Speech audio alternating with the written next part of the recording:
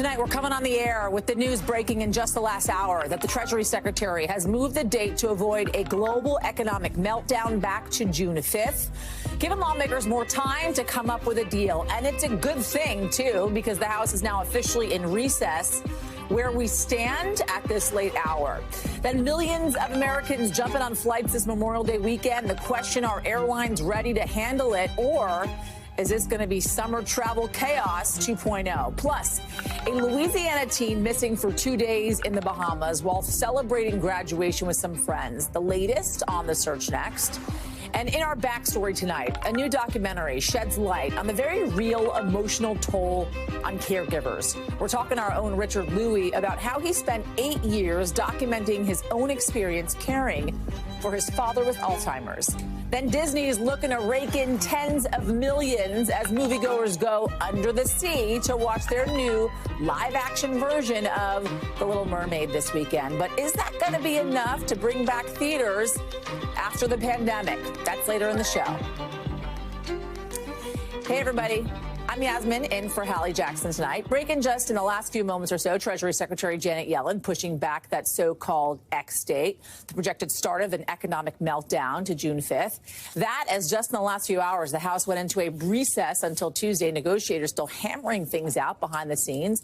But the bottom line is that any kind of action on the debt ceiling will have to wait until then. It caps off a day where we were again hearing positive things from both sides of the conversation, implying that the deal could be just hours away. They're talking to NBC News using phrases like getting closer and an agreement coming together as well. House Speaker McCarthy earlier repeating that word that we've heard him use a lot in the past few days, progress.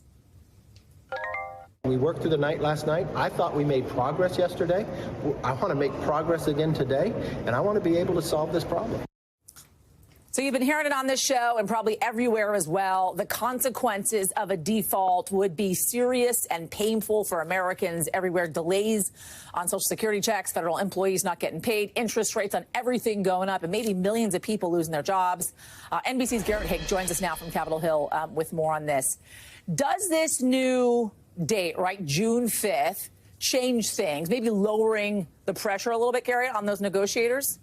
Yeah, it's been a big day for procrastinators and for folks who like to look for extra cash in their couch cushions before they go out. I mean, look, this change in the date certainly lowers the temperatures. It gives negotiators much more time, especially with this holiday weekend approaching. Lawmakers already out of town. The president expected to leave town late tonight. And by all accounts, negotiators pretty well stuck after their progress last night. In fact, the closest any of them got to a face-to-face meeting today was Garrett Graves, a House Republican from Louisiana, and Shalonda Young, one of the negotiators on the White House side, meeting at a White House event today to honor the LSU Tigers. Where we are right now is it does seem like there's an emerging agreement about how long to lift the debt ceiling and in exchange for what in terms of cuts to federal spending and caps in the future.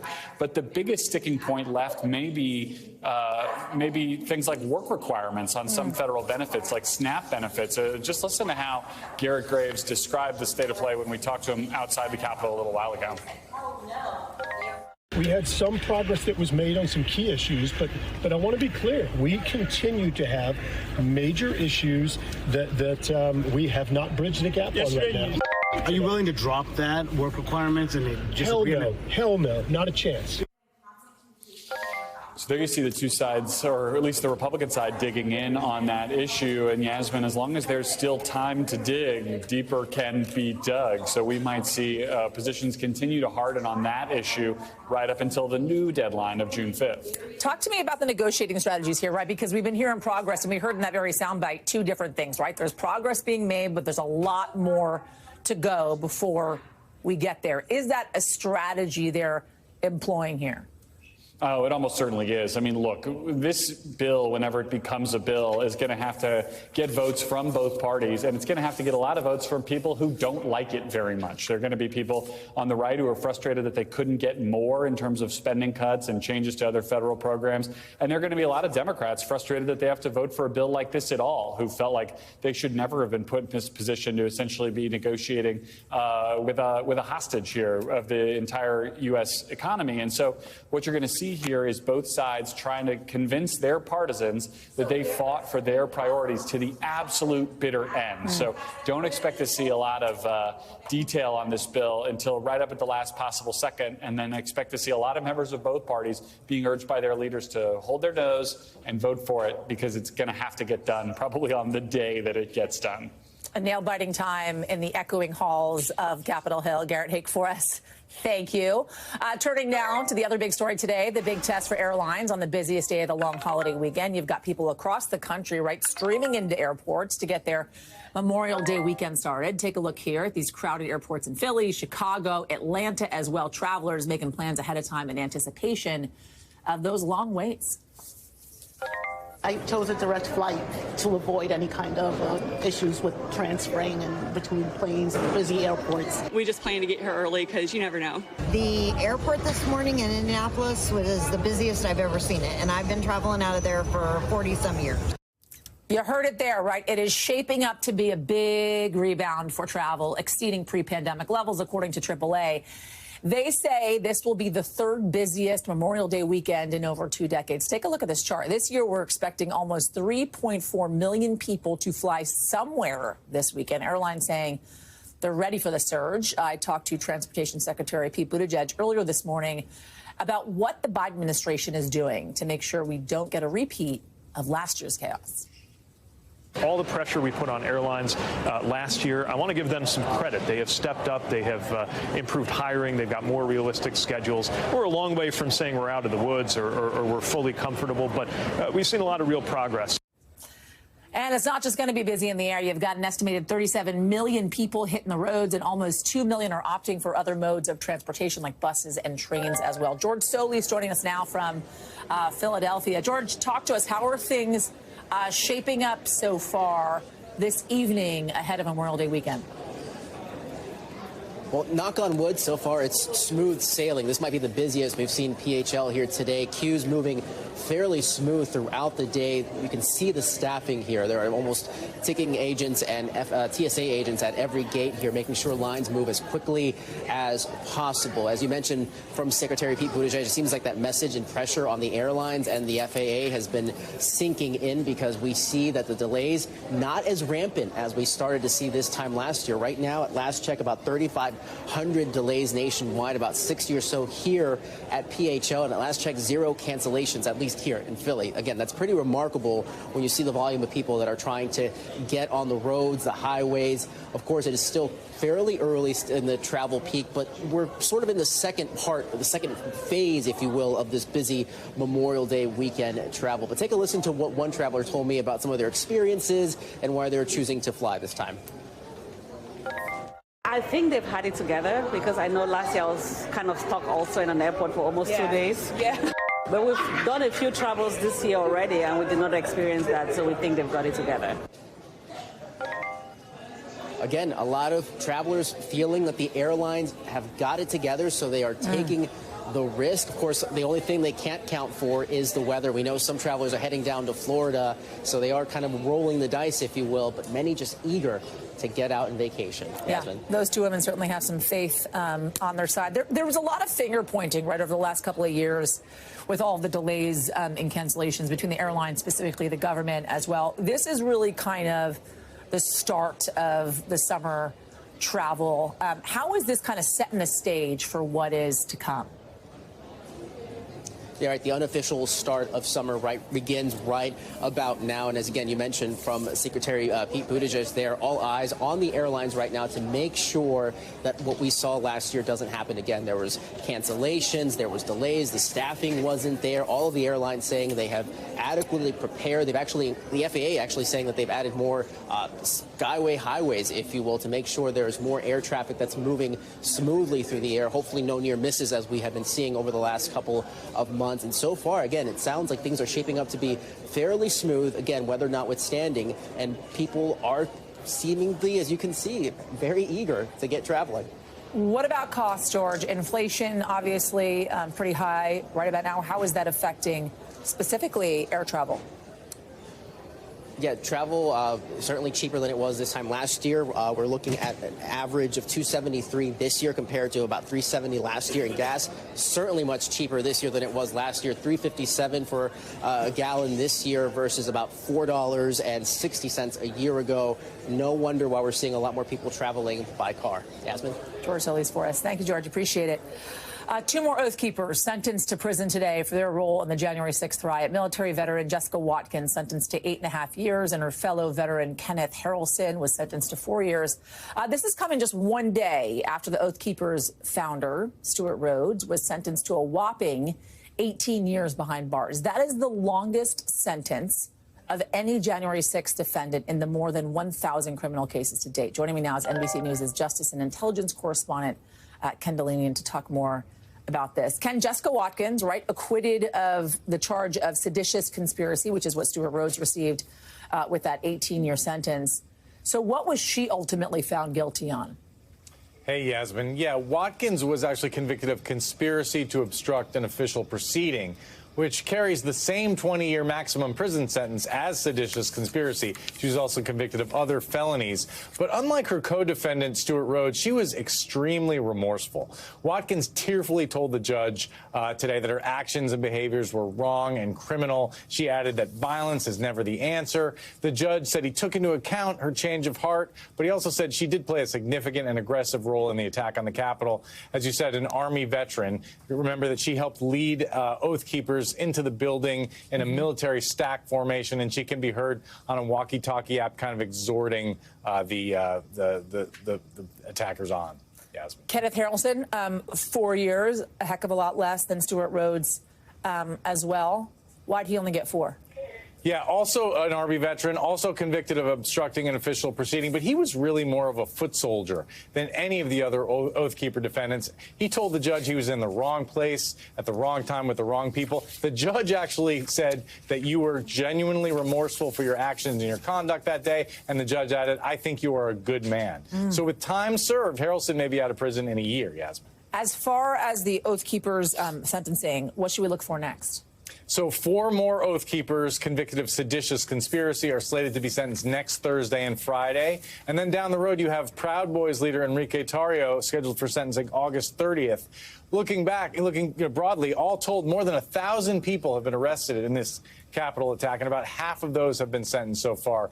And, you know, there's many more people who have yet to be identified, Yasmin. Ken Dateline for us. Thank you.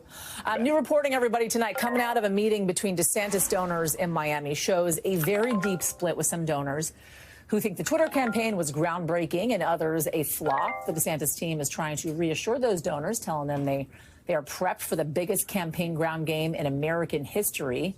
Rewind to Wednesday, right, when DeSantis launched his campaign through the audio-only Twitter Spaces, but saw it basically implode with technical issues after 600,000 listeners melted the servers. DeSantis' team is putting, I should say, a lot of positive spin on the meltdown, saying the launch generated so much excitement it broke the internet, as they put it, and touting the $8.2 million they raised in the 24 hours after the kickoff. NBC's Dasha Burns joins us from Miami.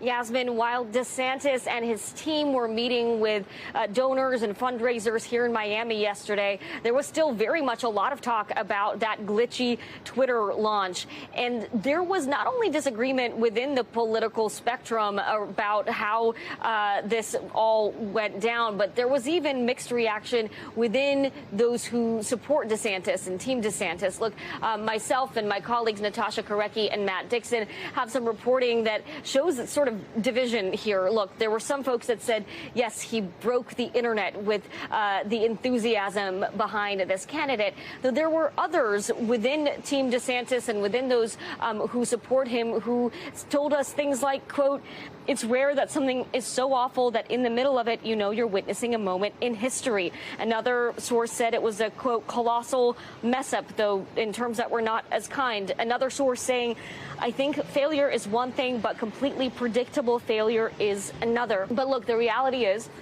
it was a moment, it happened, they announced, now he is in the race and the real work begins. Now the campaign is very much touting that $8.2 million figure that they raised within the first 24 hours. And look, that is significant. It took Trump about 6 weeks to raise about $9.2 million. And so they're going to be using that as evidence to say that, yes, people want an alternative to former President Trump, and that Ron DeSantis is the best alternative that they have. That is going to be something that you hear over the coming days, and especially next week as he hits the campaign trail as an official candidate in those critical early states of Iowa, New Hampshire, and South Carolina. And what we'll be watching for is how he begins to sharpen his message. He's already been really honing his attacks on former President Trump, getting more and more direct. We'll see where that message goes as he starts to talk to voters directly on the ground next week. Yasmin. Dasha Burns for us. Thank you for that reporting. Over to Bahamas right now. Rescue teams are searching for a Louisiana teenager who went overboard while on a trip to celebrate his high school graduation. We're learning that 18-year-old Cameron Robbins was on a sunset cruise Wednesday night while vacationing at the Atlantis Resort in Nassau with friends. That is when he went overboard, and now, 2 days later, still missing. Want to bring in Maggie Vespa, who's got more on this. Maggie, give us the latest, if you will, on the search here and what we know about Cameron. Sure. So basically, when it comes to the search, Yasmin, we now have authorities from 2 countries, obviously the Bahamian authorities themselves, including the police and what they call their defense force, and then also the U.S. Coast Guard confirming they now have air crews assisting in this search. As you can see, this 18-year-old, a baseball star, a recent high school graduate from Baton Rouge, Louisiana, again, has been missing since Wednesday evening, when his school confirms, his high school confirms that he was on a trip with, they say, recent graduates, other graduates from his high school and surrounding high schools in the Bahamas, basically celebrating graduation. The school quick to clarify that this is not a school-sanctioned trip, that they're basically just aware of it. And I should note the school, by the way, is Louisiana State University. The high school is a prep school for LSU, so they're the ones kind of handling communications from them. We also spoke to an employee at Blackbeard's Revenge. That is a local tour boat company in the Bahamas, in Nassau, where this happened. And an employee confirmed to us over the phone that, yeah, he says Cameron Robbins and a lot of these kids were on board one of their pirate-themed party boats Wednesday night. And it's unclear as to why Robbins went into the water. It's unclear as to why, once he was in the water, he went missing. But basically, that's the last that anybody's been able to confirm as far as his whereabouts, what he was doing, who he was with. Just a lot of people in mourning and very worried about the worst case scenario, again, given that it's been 2 days. And to that point, we just got a statement in the last couple of hours from Robbins' family. It's lengthy, and you can just kind of hear the pain in their words. They write, quote, "Cameron is a strong kid, so we remain full of hope that he will be back with us soon. Cameron dearly loves his friends and family, and he would be proud and amazed to see the outpour of support we have received." It concludes, in the meantime, we will keep focus on working to find him, and please continue to keep Cameron in your prayers. So again, we're in day 2 of this search, an international search here in the Bahamas, and just a worst case scenario for this poor family as this nightmare, Yasmin, continues to unfold. Yeah, really heartbreaking there. Maggie Vespa for us. Thank you. So, over to the White House, President Biden is meeting with men's college basketball champs UConn right now. I want you to look at this. The president speaking in front of the UConn team. The team is expected to present Mr. Biden with a jersey in just a couple of minutes. And just in the last few hours, the White House honoring the women's champs, Louisiana State University. At one point, a player collapsed during the ceremony, her coach saying she's doing okay. The president celebrated LSU's record-breaking season and called out the inequalities in men's and women's sports. In this team, we saw hope, we saw pride, and we saw purpose. It matters. We need to support women's sports, not just during the championship runs, but the entire year and every season. Want to bring in Hallie Rafa, who is near the White House, with more on this. Take us inside those ceremonies, Hallie, and what happened today. Yeah, Yasmin, these events are pretty traditional for the White House to hold. But after this controversy between the First Lady and the star player of LSU's women's team, Angel Reese, there were a couple more eyes on this today to see whether there would potentially be some awkwardness in the room after the First Lady said she would suggest to the president that they also invite the losing team, Iowa's Hawkeye team. And there was even some doubt over whether Angel Reese would appear at this event today after she initially said she wouldn't. Then she said it's the best for the team if she did arrive. And critics had said that it really, the First Lady's comments had took away the spotlight from LSU's predominantly black team, their first victory and championship victory over Iowa's predominantly white team. But during this event today, it seemed like the First Lady, Angel Reese, had cleared whatever controversy could have been between them. They shared a hug as soon as this event started, and the First Lady talked about all of the progress that has been made in women's sports since Title IX was enacted. Take a listen to a bit of her speech earlier. As I watched, I felt the history of that moment, of all the women before you who dared to be fast and furious, who ignored the critics and just played. Title IX, of course, that 1972 law prohibiting discrimination on the basis of sex at colleges. And we also heard during this event from the president, the vice president, both of them talking about the importance of keeping a spotlight on women's sports. That championship game last month, it broke viewership records in the history of that sport for women's basketball. So all in all, this was really a break, a distraction from what has been this looming debt ceiling chaos in Washington. And as we're seeing this next event with the University of Connecticut's men's basketball team take place right now, it's notable that the president at the women's basketball event earlier today said that Angel Reese's cousin is actually one of these men's champions at this event right now, Yasmin. Talent in the family, that is for sure. Ali Rafa for us, we thank you. The Navy SEAL training program is set to undergo a massive overhaul after an investigation that was launched after a SEALs candidate died during the so-called Hell Week test. The panel came up with a bunch of findings that likely contributed to Kyle Mullen's death, including widespread failures when it came to medical care, poor oversight of the training program, and broad steroid use amongst sailors in the program. The SEALs test is considered one of the most difficult in the armed forces. 5.5 days of plunging into freezing water, digging foxholes, and honing survival and combat skills on just 2 hours total of sleep. The investigators recommended increasing training and staffing for medical staff, more hard screenings, and more robust drug testing for performance-enhancing substances. The report says Seaman Mullen died of acute pneumonia last year after taking part in the SEAL test, and that his death may have been avoidable if not for the program's issues. Investigators also found that steroids may have played a role in the death. The head of the Navy Special Warfare Command says it's learning from the tragedy and taking steps to prevent it from happening again.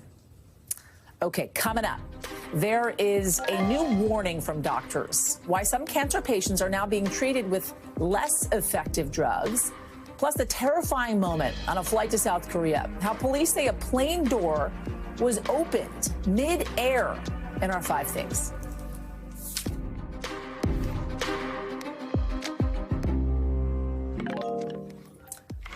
All right, new reporting tonight on the shortage of cancer drugs and the life and death decisions doctors and patients are being forced to make. As of this week, the FDA listing a total of 14 cancer drugs in short supply, including a chemotherapy agent used as a first-line treatment for several types of cancers. Drug shortages are unfortunately nothing new this year, with a 30% rise from 2021 through 2022. Now, doctors are being forced to ration doses and turn to less effective alternatives, and patients could die waiting for the medications in shortage to become available. NBC's medical fellow, Dr. Akshay Sayal, joins me now with more on this. Dr. Sayal, thanks for joining us on this. Drug shortages, right, they are at a record high right now, but how is this cancer drug shortage different, and how did it really even happen? Yeah, so good evening. Drug shortages aren't a new problem. We've been talking about drug shortages for the last few decades, but what is new here is that this is the highest level since about 2014 that we've seen in drug shortages. We've seen about 300 drugs combined, not just cancer medications, but all medications combined. And so really, you know, a lot of the problem here is we've talked about, you know, antibiotic shortages, we've talked about Adderall shortages, and now we're talking about cancer drug, literally life or death. Yeah. And so, you know, as far as why this happened, the big issue really is manufacturing. About 80 to 90% of our drugs are generic drugs, and they come from overseas. And when they come from overseas, there's not the kind of insight and oversight that you would need to be able to identify these shortages. And so that's really where you're seeing the main problem here. Some patients are being told they can't get what they need. What are they supposed to do? Yeah, so the American Society of Clinical Oncology, or ASCO, they've released guidance actually to doctors about this. Who, you know, we've talked to doctors on the ground who are you know, running out of common medications like cisplatin. It's the first-line treatment for lung cancer, for head and neck cancer, for breast cancer, even ovarian cancer. We've heard from people who've quite frankly just run out of this. And so what you're seeing the guidelines come out and what patients are supposed to do is you're seeing doctors kind of reduce the dose a little bit, which sounds scary when you're talking about cancer treatment, but they're hopeful that the dose they're reducing it by isn't enough to make a big difference for now. But for those who are worried and going to continue to receiving cancer medication, it's really important to talk to your doctor about other lines. There are other lines of therapy. They may be a little bit less effective. They may come with extra side effects, but you really do want to be prepared because all signs are pointing this won't get better anytime soon. Is there an end in sight? Well, the good news is here, really, the FDA, the White House are all working diligently about this. There is a lot of awareness. But in terms of the end in sight, it's really going to require Congress to step in. We need a change in how these drugs are manufactured from abroad to over here. We need to invest in better manufacturing here in this country. In order to do that, you really need to make incentives for companies to want to produce drugs here, and that's where we're going to need to see Congress take action. Real life-saving action. Dr. Sayal, thank you so much. Appreciate it. So it is time to get the backstory, our behind-the-scenes look at how a story comes together and how it fits into this bigger picture today that we're talking about mental health. Nearly 58 million Americans live through a mental health challenge each year, according to the National Institute for Mental Health. AARP says over 53 million Americans are family caregivers dealing with the emotional stress of caring for a loved one. Our own Richard Louie is one of those 53 million. For 8 years, Richard traveled between New York and California to care for his father, who has Alzheimer's. Richard decided to document that experience and the experiences of 2 other families facing health struggles of their own. Hi, I'm Richard Louie, live in New York City. I'd been a journalist for 15 years, and then my dad got diagnosed with Alzheimer's. It's my son, Richard. Good to see you, too. It was a lonely road until I found others. Until you found others. And Richard Louie is joining me now to preview his documentary titled Unconditional, airs tomorrow night on MSNBC. First of all, congratulations. Thank you. For the airing of this documentary. Such an incredibly important topic, right? Dealing with this issue of mental health. What was it like to find yourself in the middle of a story, your story in the middle of a story? Yeah, I felt like I was all alone, to be honest. The backstory here is I started going, well, am I the only person going through this, taking care of my dad, traveling from New York to San Francisco, having to compromise my career and work, working 3 days a week, finding myself questioning my own mental and physical health, as well as my career having to take a little bit of a step back. But I'm not. I am one of those 50+ million. I am perhaps one of 100 million Americans, according to the Caregiving Action Network, going through this, giving about $500 billion in value to take care of our loved ones every year. So I began 7 years ago thinking, well, we should start documenting this, and then finding out, hey, we got it as journalists, as you know this, we've got to expose the story here. When we're talking about so many people, we don't even talk about it. Oftentimes, caregivers talk about how they need to take care of themselves, right, in these times, especially when you're dealing with mental health issues. How important is that? What was your discovery of that like? It's not always glass half empty. It is sometimes glass half full. That's one thing to remember as a caregiver and as you're going through that experience of mental and physical health challenge. For instance, Kate Thomas, who is in her family, is in this documentary. She passed of cancer. The president signed a bill last year that guaranteed mammograms for all women veterans for the rest of their lives. There's also, of course, some resources. Reach out directly or indirectly directly. Some of the ones you can look at if you're a caregiver specifically. You can look at Alzheimer's Association, Rose and Carter Institute, 988, the Suicide and Crisis Lifeline. Any phone you can do that. And just out from HHS this month, findsupport.gov for Mental Health Awareness Month. What about some of the misconceptions, right? For as long as I can remember, right, it was not necessarily a thing people talked about. That's right. That's right. We think mental health equals mental illness. Yeah. That is weakness, right? And I learned from a 13-year-old during one of my seminars talking about this very topic. She said, why is it that we're always talking about it as a weakness? Why don't we talk about it as a strength? Yeah. We talk about physical health as a strength. We bring in coaches when we aren't so strong. Why can't we call therapists and see them the same way? Yeah, I'll talk about my own mental health. I have anxiety, and I was just saying to you off air when I talked to my therapist about it, she says, you're probably better at your job because you're an anxious person, especially when it comes to breaking news. And you address it, right? You're straight on, and that's why you are so good at breaking news. What do you want people to know? What do you want folks to take away from this documentary? Yeah, number one is we got to work at it day by day to destroy this perception of what it might be. The way we're going to do it is like you and I talking about it today. So share that story on social media. Share that story with somebody else about what you might be going through in a safe environment. Also reach out to those resources. Become part of the solution. Richard Louie, my friend, thank you. You bet. And congratulations once again. Really important stuff. You can catch Richard's documentary Unconditional tomorrow, 11 p.m. Eastern, right here. Or over, I should say, on MSNBC. All right, let's get you over to the 5 things our team thinks you should know about tonight. Number 1, take a look at this. Someone opened a plane's emergency exit door in South Korea while it was flying. The air started coming in and blowing things around, officials saying no one was seriously hurt. The plane landed safely, and the person who opened the door has been arrested. Number 2, Pope Francis missed meetings today because he has a fever, according to the Vatican. The last time he had a bad fever in March, he was rushed to the hospital and diagnosed with bronchitis. A Vatican cardinal said the Pope was tired and could have gotten sick from greeting a bunch of people yesterday. He's scheduled to be at events Sunday and Monday. Number 3, Celine Dion is canceling her tour dates through April of next year. She's getting treatment for a rare neurological disorder called stiff person syndrome. She said in a statement that she's really sorry to disappoint everyone and that it's best to cancel everything until she's ready to be back. Number 4, Paris's mayor says that the city plans to ban single-use plastics at the 2024 Olympics. It's meant to cut down on plastic pollution. Visitors will only be allowed into competition sites without plastic bottles, and Coca-Cola products will be available in reusable glass bottles and soda fountains. Number 5, the winner of last year's record $2.04 billion Powerball in California is being sued. Why, you ask? Well, a man's accusing him of stealing the winning ticket before the numbers were drawn.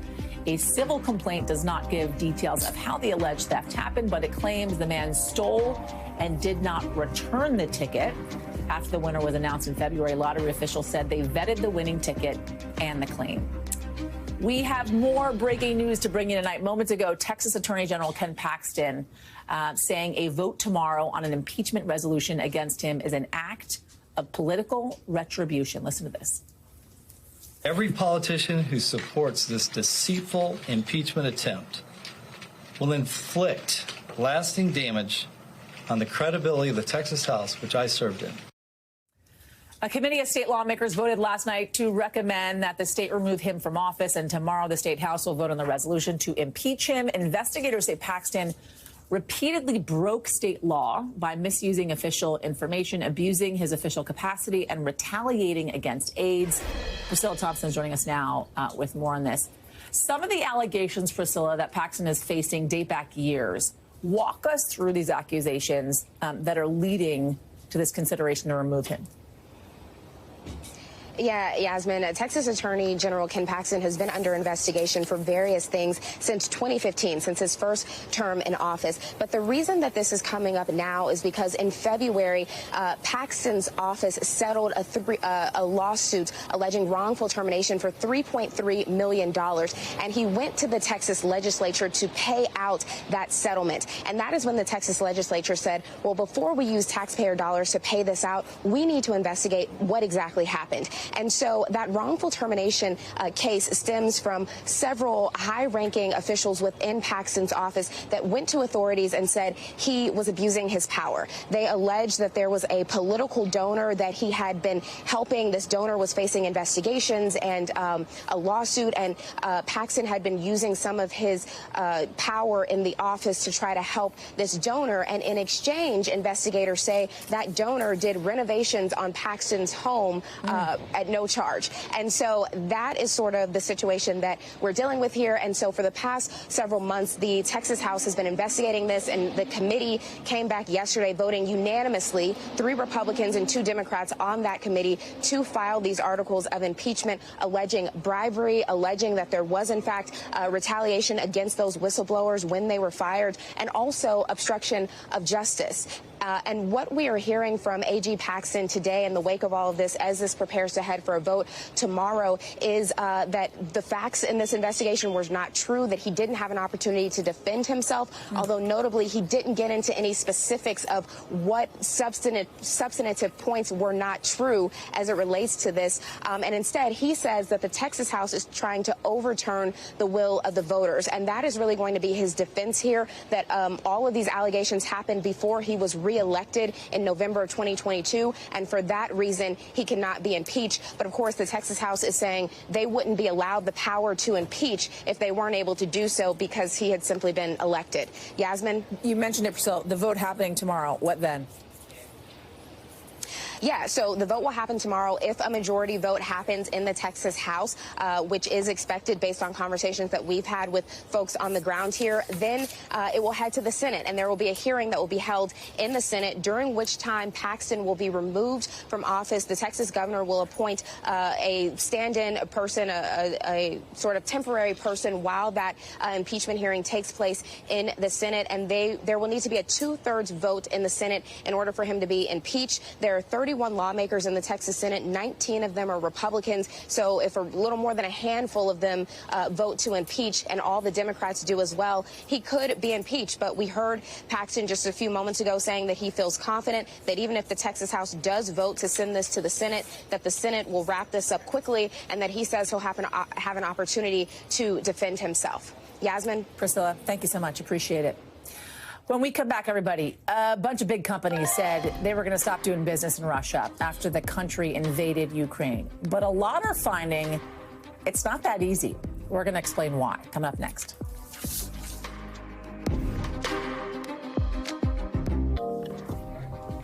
Welcome back. When Russia invaded Ukraine, many major companies said they'd pull out of Russia to protest the war and show solidarity with Ukraine. Companies like McDonald's, Apple, Coke are amongst those that left. But we're also seeing it is not that easy to completely sever ties. The reason Russia, it's been putting more hurdles in the way of companies that want out, requiring government approvals, sometimes even from Vladimir Putin himself. NBC correspondent Hallie is joining us now with more on this. Hallie, great to talk to you. How has Russia been able to stop these companies from leaving? What are these measures even looking like? It's funny, Yasmin. The Russians say, you know, they don't need these foreign companies and they can do it better themselves. But at the same time, they're not making it easy for them to get out. They've put obstacles in the way of companies that want out, requiring approval from government commissions, and in some cases Putin himself, as you mentioned. They've imposed, you know, painful discounts and taxes on sale prices. Now, I think we can bring some of the measures up on the screen. They include a big departure tax, government approvals. Companies that want to sell and get out of Russia have to sell at a 50% discount. So those are pretty strict measures if you want to get out. But that hasn't stopped over 1,000 international companies from willingly getting out of Russia, according to a database from Yale. They include Ford, IKEA, Shell, Renault, McDonald's, and many others that have joined the exodus out of Russia. And interestingly, Yasmin, more American companies have quit Russia than European ones. You've seen other countries isolated, right, in history. You've covered many of them, and you look at the access to products that people in those countries have. What type of access do Russians now have inside Russia because of some of this exodus? Well, from all accounts, for consumers, especially in Moscow, what they can buy hasn't really changed much. The Kremlin spent a lot of money to keep things looking normal, to keep consumer prices stable, and it's not hard to do when you're selling over 8 million barrels of oil a day, mostly to China and India. And many companies are staying put. Some are saying they have responsibilities to shareholders and employers. Others are arguing they're providing essentials. Some say nothing. Some of the companies that are staying in Russia, I think we can bring it up on the screen, include Burger King, Carl's Jr., Sparrow Pizza, TGI Friday, Tupperware, Stryker, amongst others. And I guess, Yasmin, a lot of companies there are also biding their time, slowly trying to shed assets, keeping an eye on the war and the political situations and up and downs. And for other companies, it's just business as usual in Russia. Hallie Ruzzi for us. Thank you. Coming up, everybody, the Indy 500 is this weekend, and a lot of people are talking about one driver in particular. We've got the voice of the race with us coming up next. Memorial Day weekend is finally here, and for some people that means one thing, the Indy 500. It is one of the most storied motor races ever, and with an attendance of around 300,000 people. But for most, I should say, of its long history, it's been dominated by men. This year, one woman is trying to change that. Enter British driver Katherine Legge. She's not the first woman to drive in the Indy 500, but this year, she's the only woman in the race, going against 32 men. NBC sat down with her before race day. Watch this. 10 years ago, mostly all the fans were guys. This time around, you see almost 50% women, and it's been incredible. They come up to you and they say, you're racing for every woman out here, and when my daughter grows up, she knows she can be anything that she wants to be. NBC Sports' Lee Diffie will be calling the Indy 500 this weekend, and he joins me now. Lee, it's great to talk to you. What a weekend you have ahead of you. I want to start, though, if we can, with Katherine Legge. How is she expected to do on Sunday, and what does her participation mean for women in this sport? Well, Yasmin, thanks for having me on. I think Katherine Legge gets a lot of latitude in terms of results. She's going to put a very high bar for herself. But as far as everybody else's expectations, everybody knows how talented Katherine is. But she hasn't been here at the Indianapolis 500 in a decade. She races regularly in sports cars. Very different vehicle, very different speeds, very different circumstances. Her qualifying performance last weekend was fantastic. She made the field on her first attempt. And that in itself was fantastic given the circumstances. And what it means as far as women in the sport of motor racing, and especially here at the Indianapolis 500, it's huge. Katherine is one of only 9 women in the more than 100-year history of this event to participate. She's a world-credentialed racer.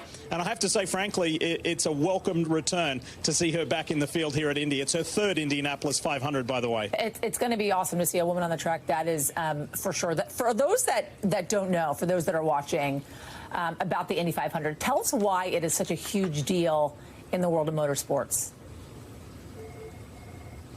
Yasmin, the Indy 500 is such a huge deal because you know how people say, oh, there's nothing else like this in the world? Well, that's kind of a commonly overused term, but this is for real. This is legitimately like that. There is nothing else like the Indy 500 in the world. There is no other place that you can see 33 cars traveling at 230 miles an hour every lap in front of 330,000 spectators. It's the biggest single-day sporting crowd in the world. That's why there is nothing else like it. Let's get to the very moment at the end, the winner's ceremony, right? My understanding is there's milk involved. Can you tell us about that? It's a tradition that's been going on for many, many decades. After Louis Meyer won, his mother told him that, buttermilk, a glass or a bottle of buttermilk would be nourishing, and that's what he needed his thirst quenched by that, and he requested it when he won, and that tradition has been in place ever since. The drivers get to choose, by the way, what type of milk they would like, whether it's 2%, whether it's full cream, whatever it is. So we will see who drinks what kind of milk come Sunday. Milk on ice, maybe. I'm a fan. A lot of people are not. I do like some milk on ice. I'm always enviously, when I'm watching the Indy 500 at the very end, the announcers, right, the last lap that they're taking, watching you guys do that play-by-play, the excitement in your own voice. Would you give us the pleasure of a couple of moments of those last announcements that you're making as you're watching the very end of the race? So we're going to have some fun with this. This is an impromptu call, yeah? Yes, exactly right.